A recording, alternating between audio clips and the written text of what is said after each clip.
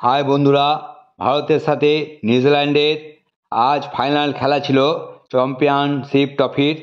সেই খেলা দেখার জন্য আমাদের কাটোয়াতে অলিতে গলিতে রাস্তাঘাটে চারিদিকে যাই স্ক্রিন বসানো হয়েছিল।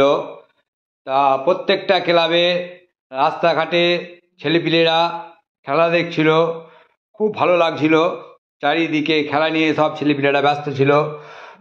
অনেকে টেনশন করছিল কি হবে, আজ ভারত কি খেলবে, কতটা খেলবে, কিভাবে খেলবে, কিভাবে ভারত জিতবে। হ্যাঁ, সেই টেনশনে পড়েছিল, আমিও পড়েছিলাম। আমি অতটা খেলা দেখি না, কিন্তু বন্ধু বান্ধবদের সাথে থেকে আজকে খেলা দেখছিলাম। প্রথম প্রথম ভালো লাগছিল, তারপরে মধ্যেখানে একটু ভয় লাগছিল।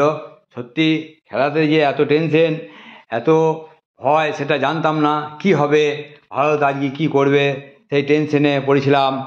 ছেলেপিলেরা যখন আস্তে আস্তে শেষের দিকে আসতে আসতে আসতে লাগলো, তখন ছেলেপিলেরা কিন্তু খুব টেনশনের মধ্যে পড়ে গিয়েছিল যে কি হবে কি হয়, দেখা যাক। তার মধ্যে দু একটা চকলেট বোমও ফাটছিল।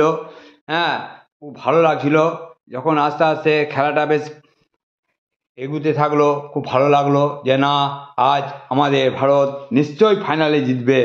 খুব মনে আনন্দ উপভোগ করছিলাম।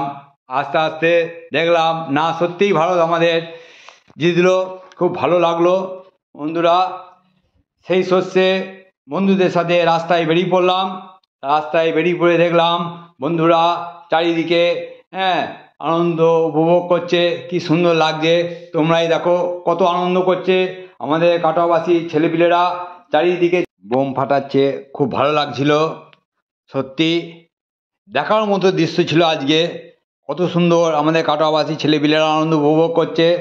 আর কি বলবো বন্ধুরা, tata, bye bye, good night, ভালো থেকো সব।